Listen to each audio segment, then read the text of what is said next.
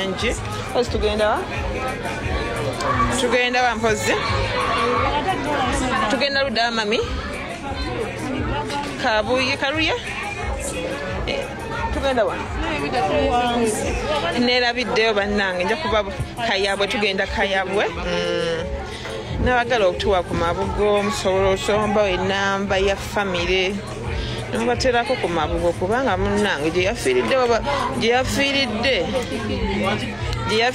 bo baatuvuddeko dda. Guys, tap the screen mutapinge bo gye yafiiridde baatuwesambye dda buli akyogerako basuubiza omuwamba funa bajja batutiisatiisa naye nze tewali amanyi ne live gye ndiko si yange.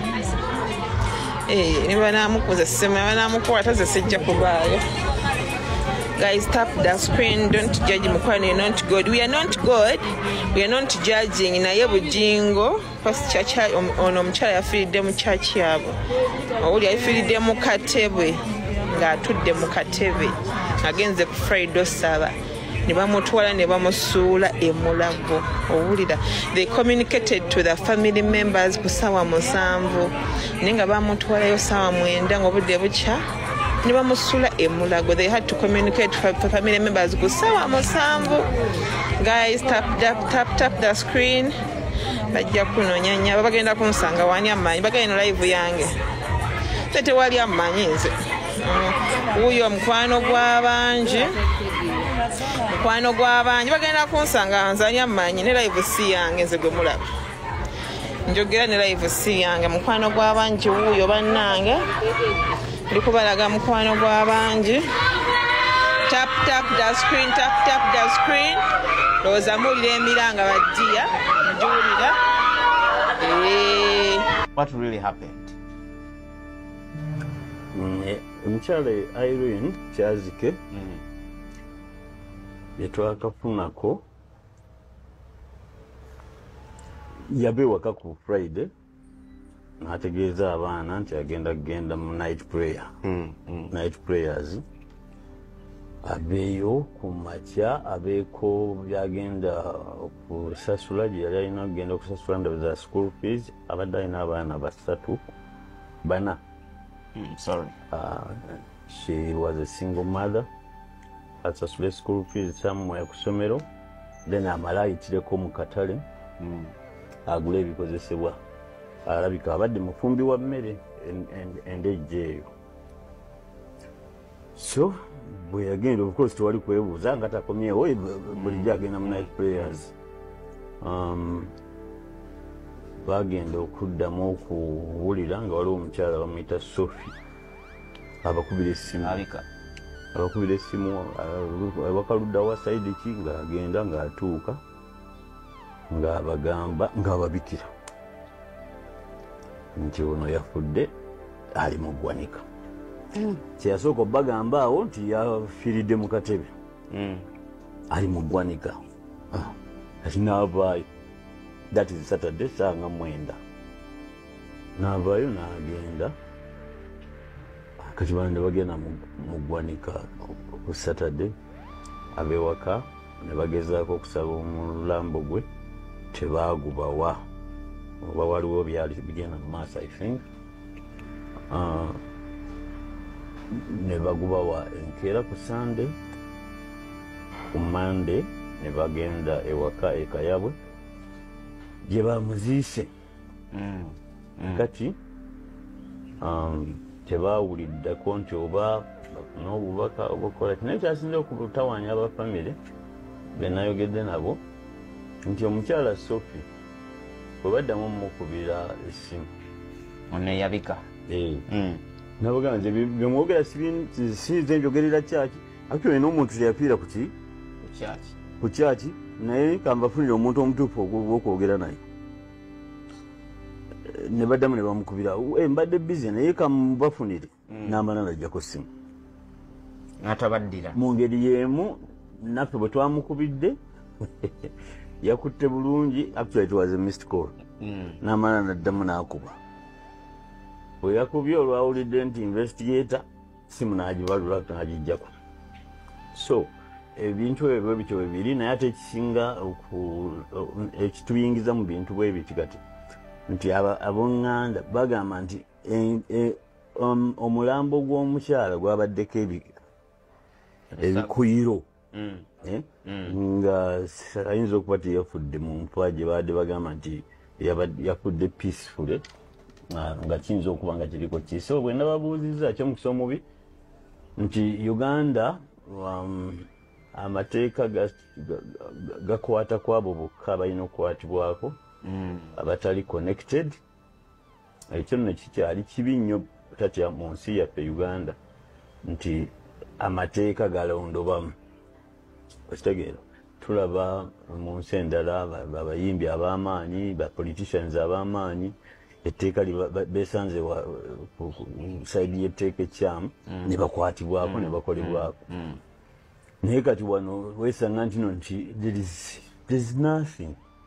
Okitegeera ojja kwesanga n'abafamire bajja kuleekaanamu katono babaweerezeyo bukadde 10 bakole ki bakite naye nga kigambo kiva mu bo. Okitegeera nti omulambo gwabaddeko ebikuyiro actually baali badde tebakkiriza na kuziika. So ekyennaku kwe kubuuza Metropolitan Police spokesperson Onyango ng'agamba talina kyamanyi. N'agamba wabula ngenda kukubira RDC. Kuba ntegeeringa ngenda kukubira RDC tulabe. So nayogeddeko n'omu ku bannyina b'omuwala b'omukyala oyo sole mukyala abadde myaka ngana Moses naye nga ndowooza alimu olubegabega nga yeewala okukola comments naye at least nga bo waliwo Samuel Kalungi oyo y'omu ku bafamily people abaaliwo narratinga story bwatyo. Twasobodde n'okufuna ku byabadde mu kuziika. Kitusinga otunyiza ffe ng'ab'oku kitundu.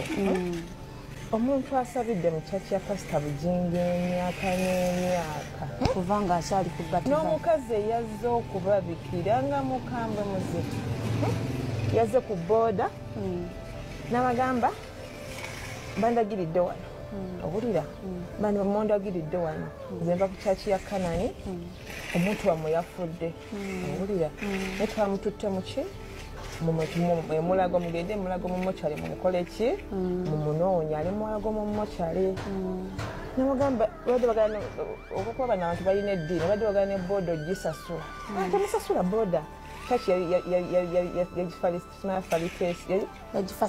yes alina abaana abato ekitegeera alina abaana abato ete yakutewadde obuvunaanyizibwa kati simanyi omufu waki bamutuusiza nga bamwambudde ebibuuzo bingi naye ansa nti tulibadde mu mochari ng'ali bwereere abadde ali bwereere bamututte ali bwereere babadde bazza mu kkubo nga bamuwujja ekitonategeera nange okumwambula sikategedde naye omuntu n'afa ku ssaawa 9 ez'obudde nga bukya ne mujja ne mubikira famire yaabwe ku ssaawa 7 ez'emisana kuba ne waba muntu wo tosobola kuŋŋamba babadde bawunze bazibise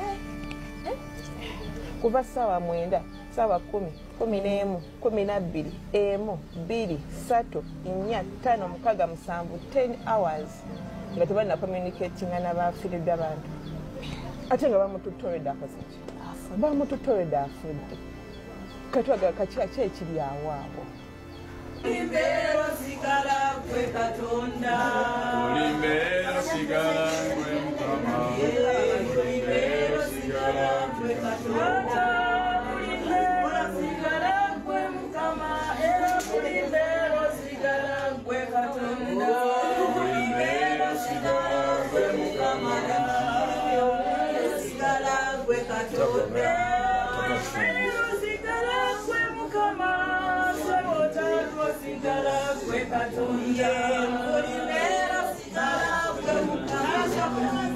nga kisaabadde kiseera kizibu nnyo omukyala yafudde yafiiridde mu kyaki nemukwata nemusuula busuuzi ku ggwanika they never registered kasi kye baasobodde okufuna amaanyi ge bafunye kugenda kutegeeza bafamire nti ono akoze eki afudde era ali kuggwanika. Kitalo nnyo nti bw'otunuulira mulaba abadde ne famire ento nga bw'obalaba awo bambi nga abadde kiseera kiki kizibu. Era tekyewuunyisa tufe abamanyi nti kyaki tenavayo kukola kintu kyonna, kyaki teyaweereza wadde obubaka obukubagiza. Toweereza sente naye ati tusigama abadde memba waffe oba abadde mupya, kubanga omuntu kati ng'oyo ng'afudde situsuubira bujinga okumanya buli muntu.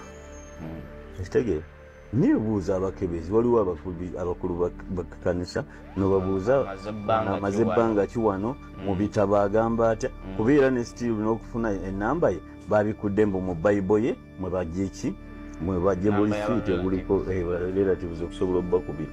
So era yali badde asobola okumanya bano ba ashers nti awo omukyala abadde yakamala ebbanga bweti nga ajja wano oba mwaka oba ebiri oba abadde mupya. Okitegeera naye yali mulamu bulungi nnyo,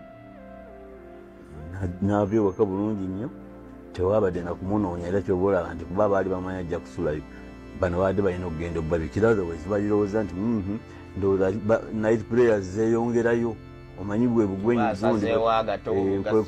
kwe kuwulubala kwe tutuuseeko bannayuganda nti ogenda mu kyaki n'obeera eyo, ab'ewaka tebafaayo kunoonya.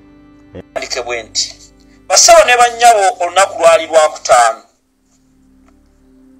Waliwo omukyala ono amaze emyaka 2 ng'asabira ewa pasita eyeyita pasita Aloysius Bugingo. Omukyala ono ye Mama Brenda. Mama Brenda amaze ebbanga ng'asomera ewa pasita Aloysius Bugingo nga omugoberezi. Omukyala ono yafunako lumu, wuliriza bulungi, yafunako lumu ekirooto ng'ali ewakaawe nga ebintu bimutugumbula, nga bimusika, nga ng'omanyi ng'oli mu kirooto naye nga ebintu bikunyoola.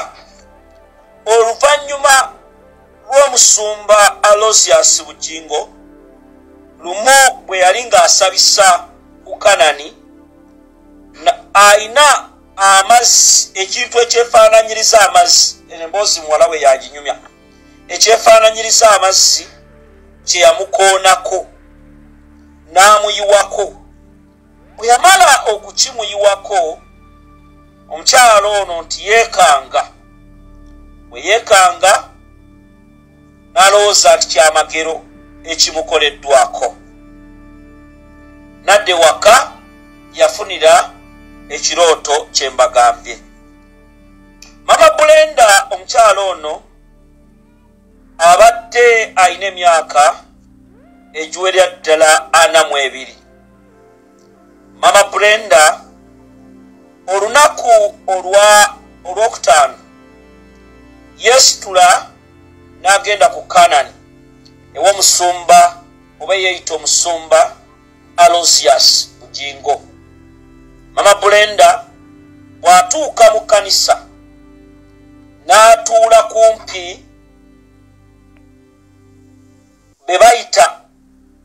babayita sima abaawulemu we batuula. Mama Brenda bw'atuula awo ne banne abalala ne batandika liyita ettendo okutendereza nga bwe bayimba. Omusumba Aloysius Bugingo bwe yajja ng'okusaba kutandise ne bayimba ennyimba ze baayimba. Omusumba Aloysius Bugingo before omukyala ono yamubuulirako ku nsonga eyo eyamutuukako lwe yamuyira amazzi ago. Yagenda mu ofiisi ye n'amuga ofiisi eno eri ku Soloti TV abamanyi awe Mengo n'ayingira mu office. Bwe yatuuka mu office n'amunnyonnyola Musumba ebyanjiriddwako n'endoota ebintu nga bintugumbula bimpita. Mu Aloysius Bugingo n'amubuuza oyina gwe wabigambyeko, oyina gwe wabinnyonnyoddeko? N'agamba nanyumiza eri abaana bange bembeera nabo n'abamu ku bensaba nabo. N'amugamba lwaki wakikoze? Kubanga ekyo kyamagero ekigenda okukolebwako nga ggwe omuntu.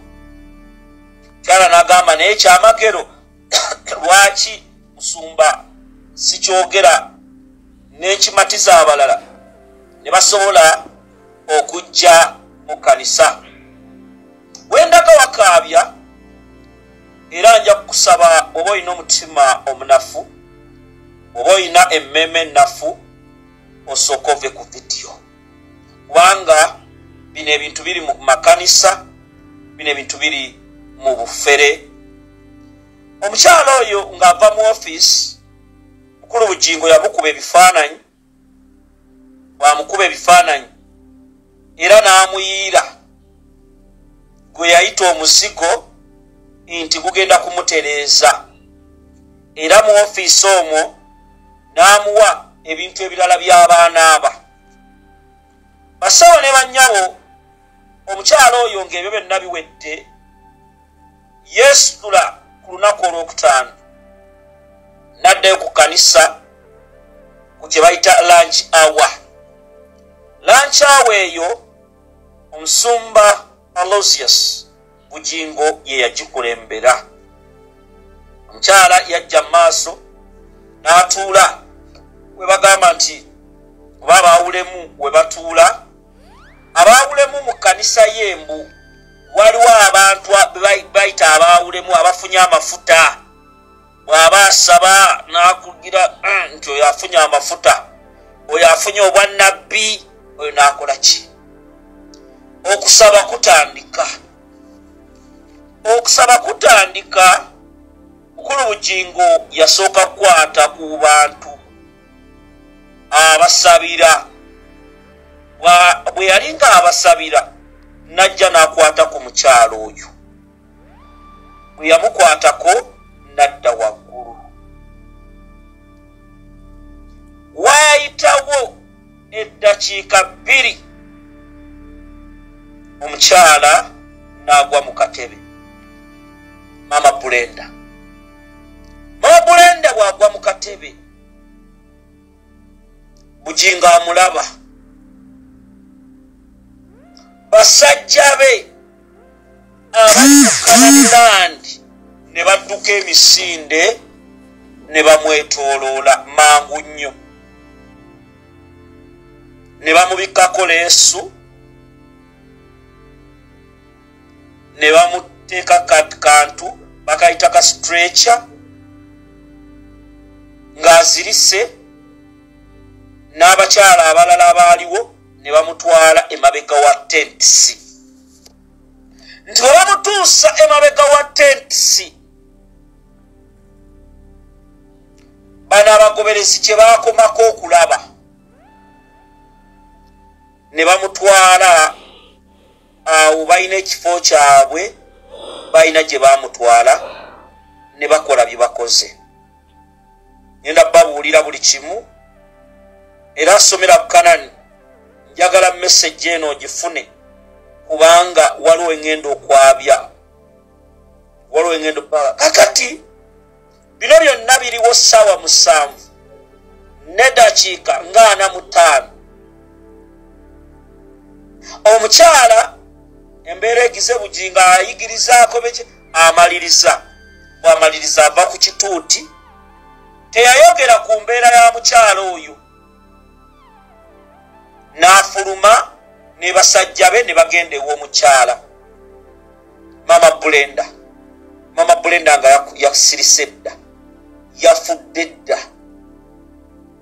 naye nga mu nfa ye abaali baliraanye katebe we baliraanye yagamba onzitira ki pasita onzitira ki Mama Bulenda yagamba pasita onzitira ki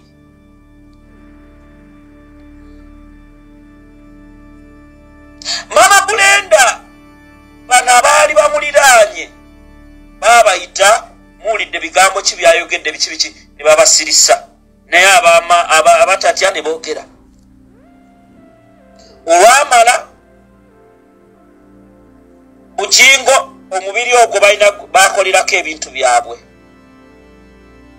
ogw'omukyalo oyo kubanga kanisa ebadde egudde kanisa abagoberezi babadde batono abantu badde tebakyagenda nga ne bakola zi diversions tezitunda okuva Bugingo lwe yatali kyaddi ng'abantu bakoowu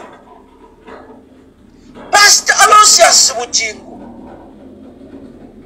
eyita omusumba maiti y'omukyala ne bagitwala ne bagikolerako bye bagikolerako omukyala n'asalibwako mu bitundu bye ebyekyama ebimerayo baasalayo ebintu omukyala n'asalibwako ebbeere ery'omukazi eddala ne basalako ennywanto omukyalo oyo Mama Bulenda ku bugere balina bye basalako enjala bazisalako enviiri ne bazimwa ebisige ne babijjamu n'olulimi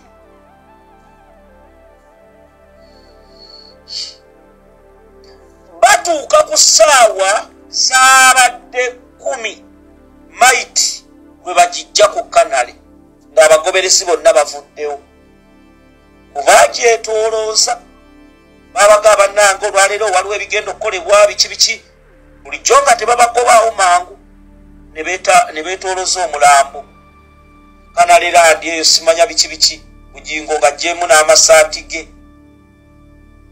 ali mu kukola bya bugundi busolosolo wangwa ne babyetoolooza kaakati bamaliriza okukola byo nga bumanyi Bugingo state agent bw'amala okutta ng'atwala mu bulimbo ne polisi tennavaayo kwogera omukyala yafudde atya singa byabadde busaabala singa byabadde ku NUP singa obiwulira polisi tennayogera omuntu yafiiridde wa pasita Bugingo omukyala Mama Bulenda yafudde era wuliriza kaakati bavuga maiti bagitwala e Mulago bwe batuusa maiti e Mulago bagamba aba funeral service abakola mu ngundi omukyala oyo mumulongoose omukyala mumulongoose ne bamufula nga bamusazeesaze bakola biki okumanya abantu bano babi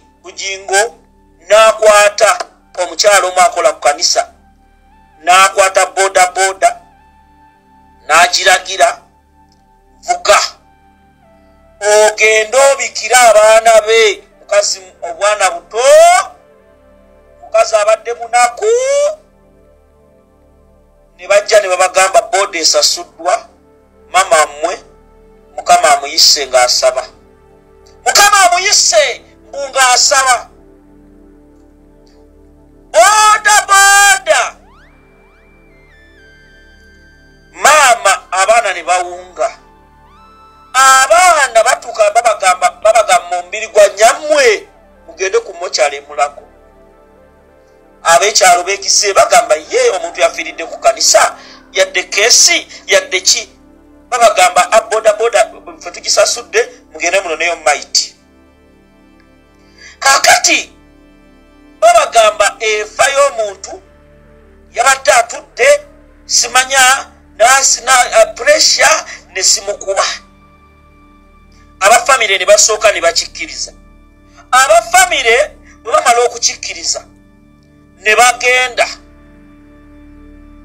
mu mokyali mukwano gwange abantu babi Bujingo obudde bwo bwaweddeyo ku kino ekiri ku mulambo abafamire kye basanze. Wuliriza, abafamire batuuka ku mokyali babayita owa mokyali ababuuza mama mmwe yayokyezwa, muliro gwe gwamwokyezza, ng'ebigere babitira batya kwokya wansi, engalo bazookyezza, amabeere bagokyezza. Nti ffe batugambye abadde wa pasita gy'abadde asabira naye n'agwa mu katebe abadde mbu ne puresha nti nedda, nti nenga ebigere byokye.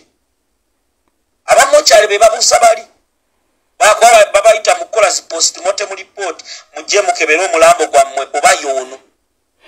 Bagenda okukebera ebbeere erimu teririiko, bagenda okukebera ennywanto teziriiko, bagenda okukebera olulimi teruliiko, bagenda okukebera ebisiga emmye, bagenda okukebera ebimera mu bukyala tewali. Ne bagamba ye ate maama yayidde ddi, bamwokyezza ddi. Ababadde mu kanisa nga bagamba omukyala yazingizaawo embeera ne mutabukako ne bamutwala. Tiwabadde omuliro gwonna. Abalungi abatuwuliriza era abatulaba, olunaku olwaleero tukyaddeko ewa Sheikh Asiraf Dembe. Sebo nsanyusa okubalaba. Amannya agange Seeka Asiraf Dembe akola ku bizibu by'enjawulo. Omuntu singa aba alina ebirwadde tumusomereddwa, tumuwa amazzi ga lukuya nga bw'obadde ogalaba, tugenda abantu ku kyoto ne twokya emizimu emibi egibabaamu n'okulomba edduwa. Abantu singa abeera ng'ali wano atuuse nsobola okumulombera edduwa, ne waba atatuuse nga mpadde amannya ge naye ng'ali wala. Manetaze enamba yange yeno eri 0707363711. Namwe bannyinaffe abali ebweru oyagala okuba nti oyagala okulombera ku dduwa ng'olina ebizibu, viza zibuze, amaka gakolongotana, sente zikola zimpita mu ngalo, ojja kumpeereza ekifaananyi kyo n'amannya go, ebyo byokka bijja kummala, nja kukulombera edduwa, ojja kutereera. Olunaku olusembayo mu mwezi mba n'edduwa eyawamu ffenna n'abalwadde bange abakadde n'abapya. Salaamu alaikum warahmatullahi wabarakatuh.